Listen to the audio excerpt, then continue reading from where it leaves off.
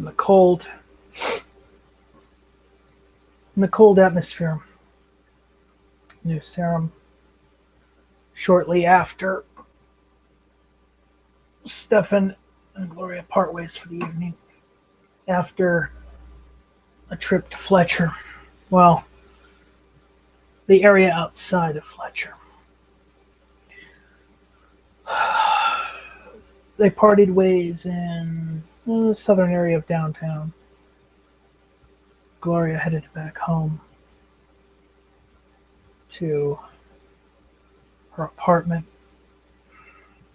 the northern residential area of the city. Stefan has been walking for some time toward the northern docks.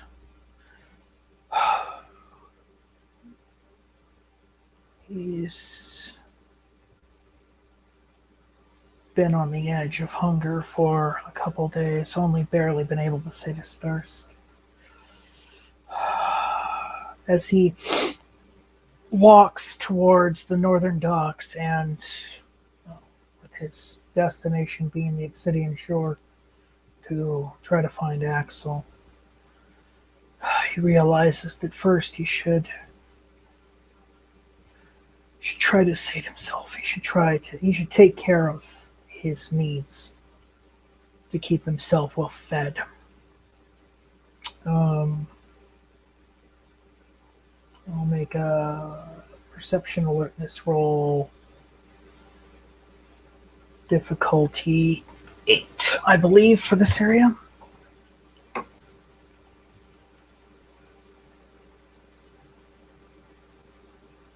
Okay. He's been walking for some time, but just as he enters, or just as he crosses the area from city to the docklands of the north into the bay, he spots someone walking along the pier as he enters. He greets the man. Good evening, sir. You out for a walk as well? And trying to clear your head? It's my, say, charisma etiquette roll. Not to be, rude or just come out of nowhere, but actually, make myself seen and, man, doesn't immediately pay Stefan any mind, but then kind of turns around, looks at him. Sorry, just kind of tired. Kind of tired from work or, life in general. I completely understand. Actually, heading to a small bar.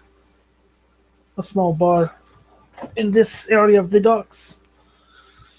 Care to join me?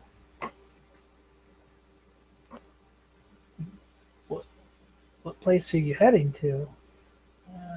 It's called the Obsidian Shore. It's quite a nice place, actually. The owner is,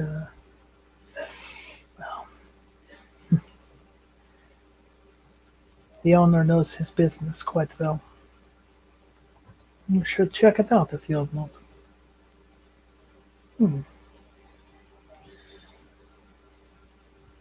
Man thinks about it for a little bit, and then, what the hell? Sure, I could use the company anyway. Just trying to clear my head, trying to keep from letting things boil over around the wife, you know what I mean? Not precisely, but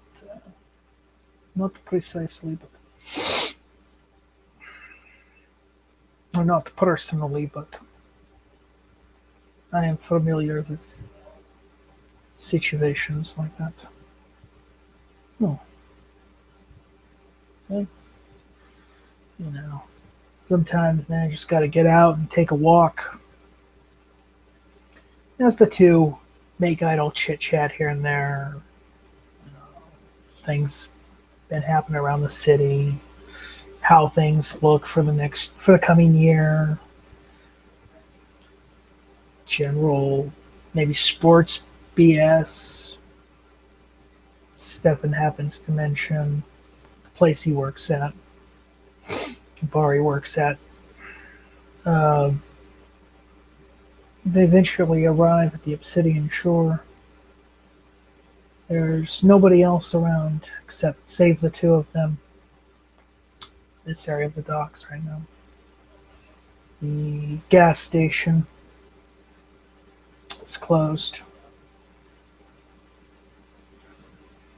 And in the shadow of the two buildings that flank the Obsidian Shore, the two are greeted by a rather odd sight.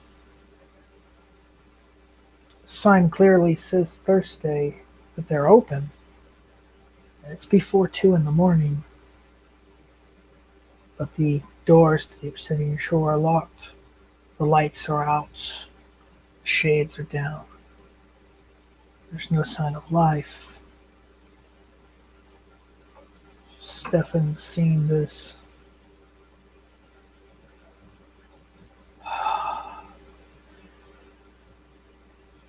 Steps behind the man a little bit as to not alarm him.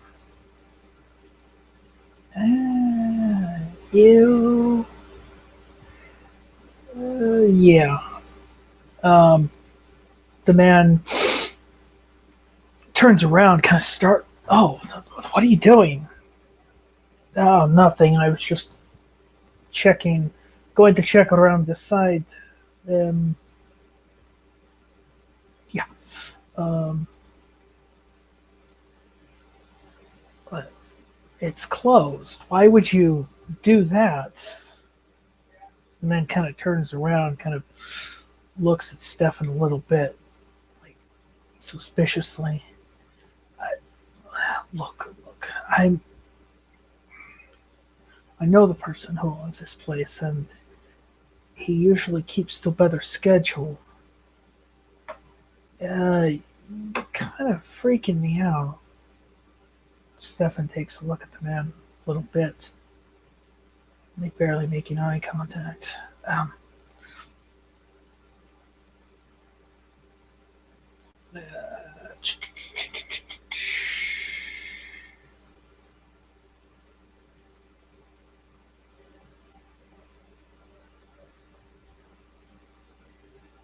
Yeah.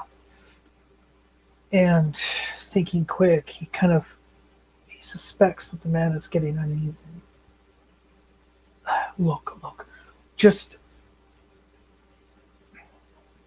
remain calm and rest.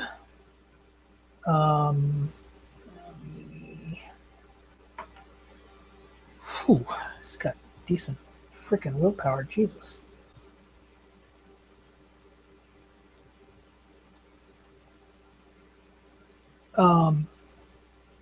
Despite that, though, the words rang out from Stefan's mouth,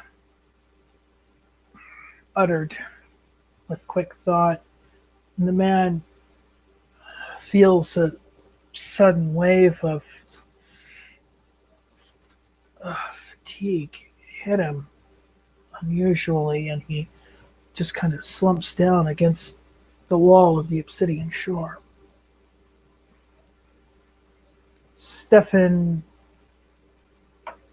moves quickly behind the man, so as to try to catch him, to keep him from hitting the ground. he hits a bit, but kind of crushes half of Stefan's shoulder in the process between his back and the building. It takes a while for Stefan to get free, but he sees the man is sleeping.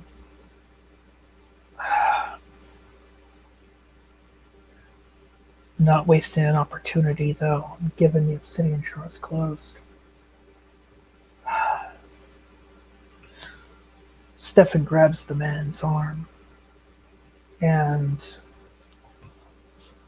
keeping his back to the road, quickly sinks his fangs, extends his fangs, sinking them into the man's forearm, the underside of the forearm, and begins to drink, keeping close attention to make sure that no blood spills on the ground, no mess is made of himself. As he always does, he prides himself on the fact that he feeds cleanly. He takes in warm, supple nutrient from the man's veins. Gets lost ever so slightly in the rush of life, VTMYTE, within this person. He feels the rush of the last emotion to go through his mind before the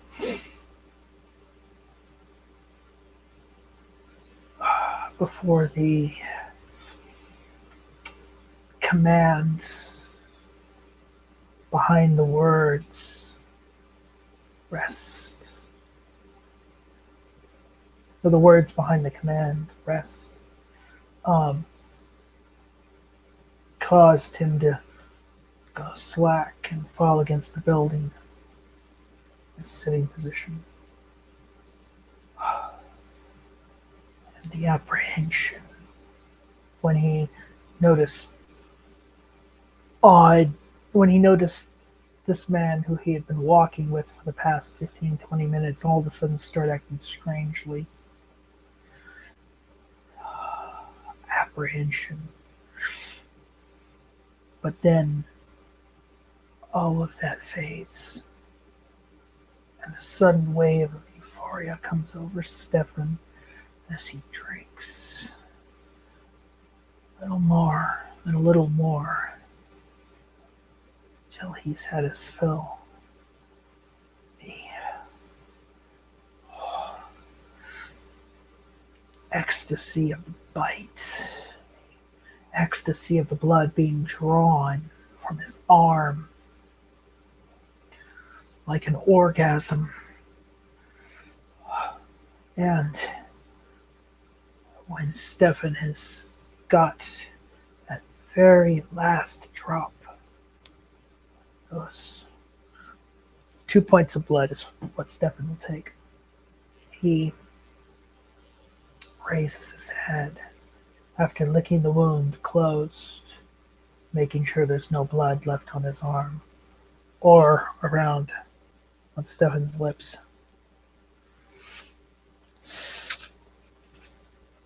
He takes a look at the man laying before him against the exterior wall of the Obsidian Shore. 5, 6, 7. He realizes man is asleep, helpless. And then he realizes what he has to do. Something he learned from Axel. He begins looking for the man's wallet, keys, cell phone. And eventually he finds them. After a minute or two, he takes those articles, rolls up his pant leg, both of them. He places wallet and keys in one and cell phone in the other, and then pulls the man's socks up a little bit and the pant leg down to conceal the man's important valuables. Stefan gets up from this man.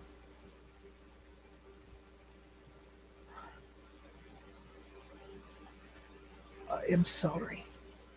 I did not mean to violate your line.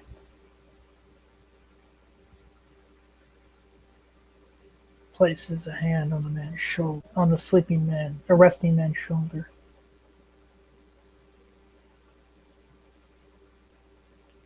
You are going to be fine.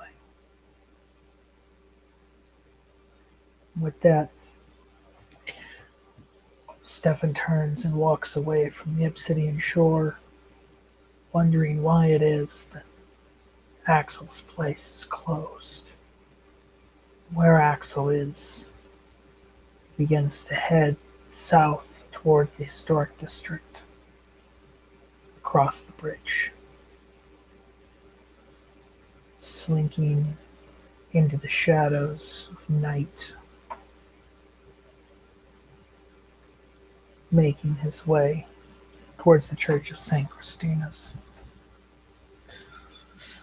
The night air is getting a little more chill and bitter.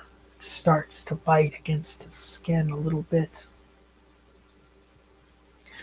He pulls the sport coat around him a little bit more, buttons it up, rubbing his hands together. He begins to feel a little bit of warmth from the friction, and he remembers what it was like to feel this warmth.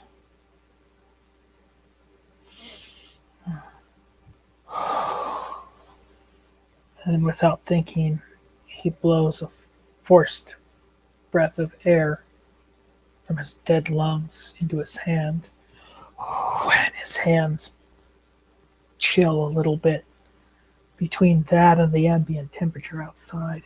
So he rubs them together again, just leaves it at that.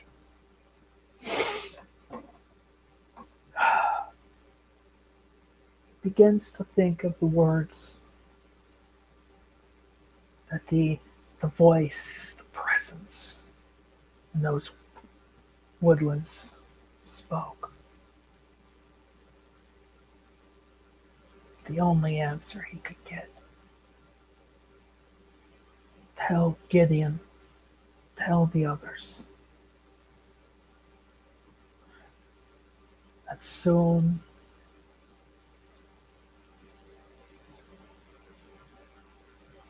they will all be made whole again as we were.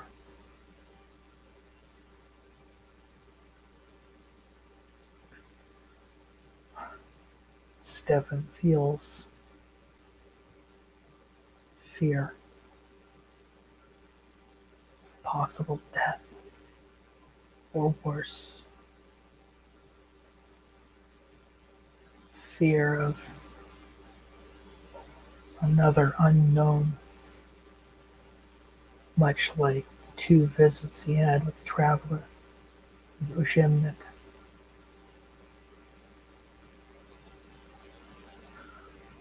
This is more of a fear of finality. These thoughts continue through Stefan's head for the duration of the walk, as he walks through the shadow of night, outside the light of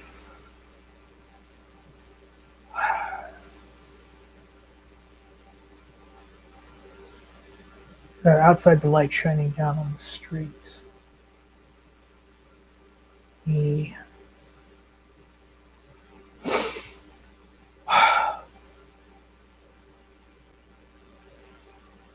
and keeping his eyes open. Make sure not to bump into anyone or anything. Have him make a perception survival roll.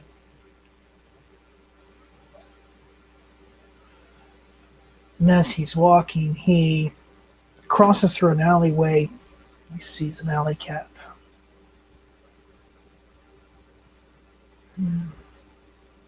He's not hungry at this point, but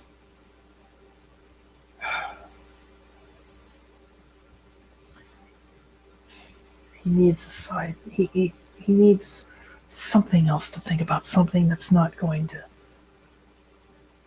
get him down.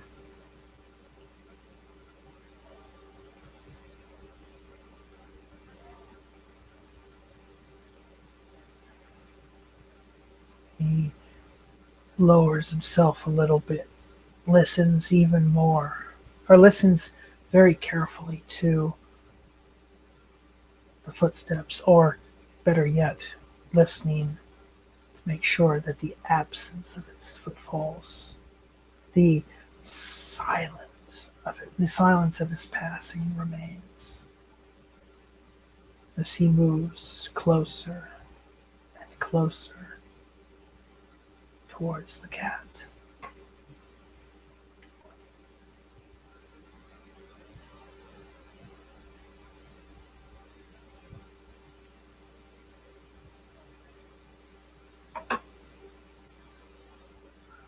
First three are me. The ones on the other side of the plus or minus are the cat. No, it didn't work that way. Okay. Stefan moves very adeptly, obviously, he's been hunting cats long enough. He's starting to get good at it. He creeps up behind the animal, staying off of its radar, not making any sound. Not even a footfall. He measures his footsteps like one animal stalking another. And at the opportune moment, he reaches down, grabs the cat, who quickly whirs around to try to scratch him. But it's too late. Stefan's fangs bite into the animal about the neck and begin to drink.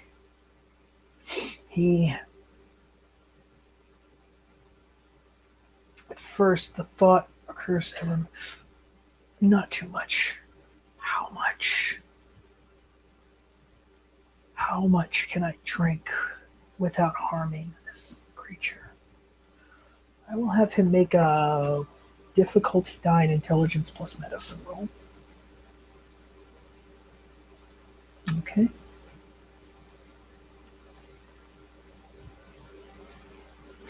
Ooh. As Stefan drinks just a tiny bit, and then a tiny bit more, and then a tiny bit more, it does not compare to the meal that he's just had. It does not.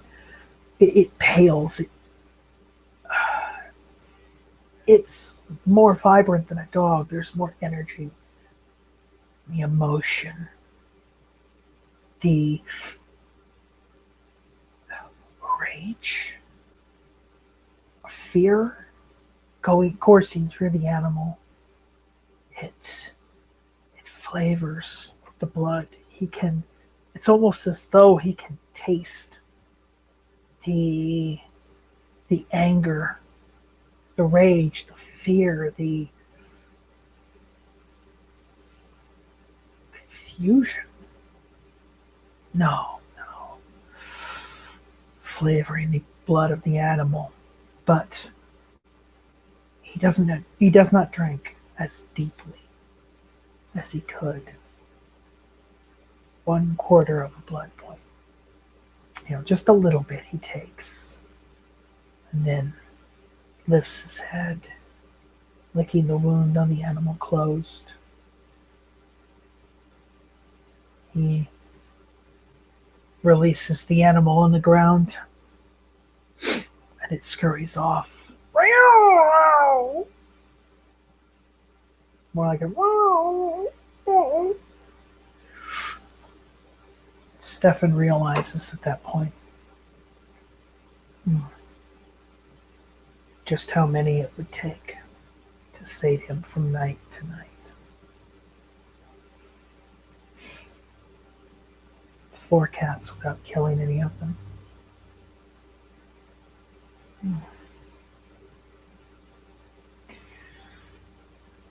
He makes sure that he fed cleanly enough, licking whatever remnants of blood on his lips, teeth, making sure nothing on his hand, fingers. He leaves the alleyway,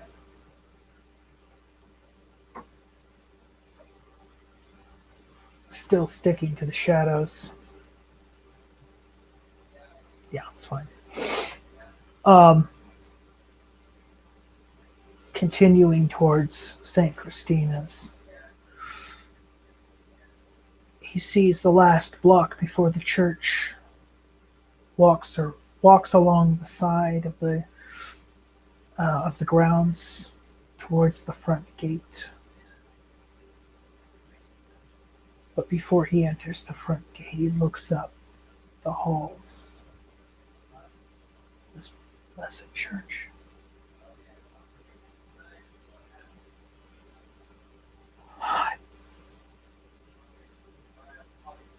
He fights back the sadness he feels, fights back the tears that want to stream from his eyes, crimson, as he sees his place. It hasn't been that long, but even still, he misses it. Walks through the gates, closing it behind him. Walks up to the doors, knocks on them. After a couple moments, the door opens. It's Father Rodrigo. Father, I was wondering if Gideon was here. Father Rodrigo takes a moment. He's thinking. And then a look like he recognizes the man standing on the doorstep. I thought you were not supposed to be here. I just need to speak to Gideon, if he's here. I have not seen Gideon for some time.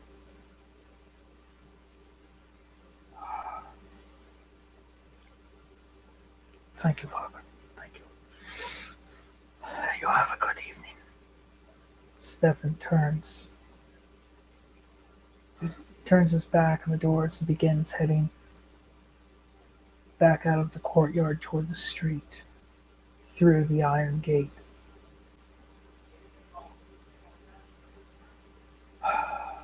Back out into the night. Cold, bitter, soon to be colder. New Sarum weather. Perhaps awaiting the snow. Maybe with snow, the white blanket, the last season. Maybe that will bring him answers.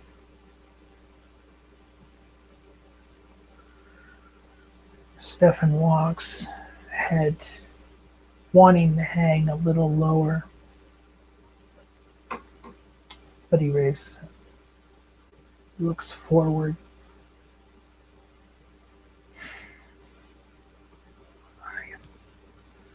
I am not a failure. I am not weak. A weak man would not have gone to the church and taken the risk. He thinks this, and this thought runs through his mind a few times. Other thoughts run through his mind a few times. And then back to the words, the presence, the voice in the woods.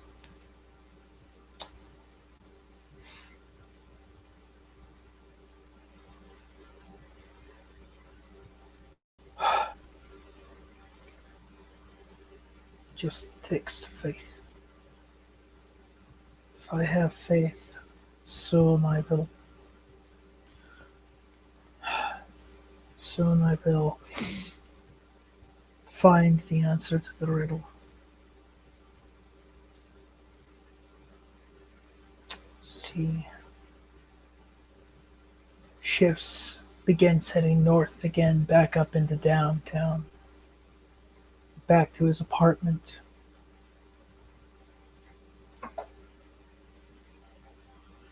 Through the cold, slightly damp now streets of the city that has become his home. Just him, his thoughts,